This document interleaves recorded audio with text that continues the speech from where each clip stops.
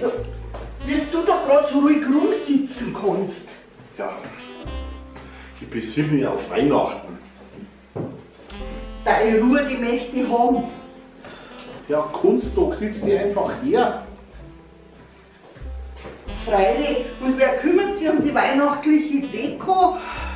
Ich brauch keine Deko. Okay, ohne Sterndl und Lampen ist doch das kein Weihnachten. Für mich schon, ich brauch nicht viel. Ja. Ein Geschenk hättest du aber dann schon gern, oder? Ihr klang's, wenn ich meine Ruhe hab. Was wuselt's denn dauernd umeinander? Ein Zettel suche ich, wo draufsteht, was ich vor Weihnachten alles erledigen muss.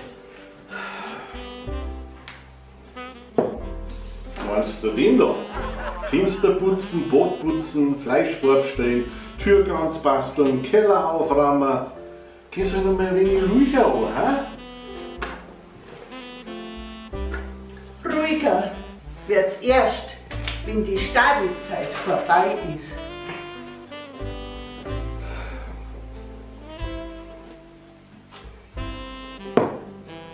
Jeder wie er es mag.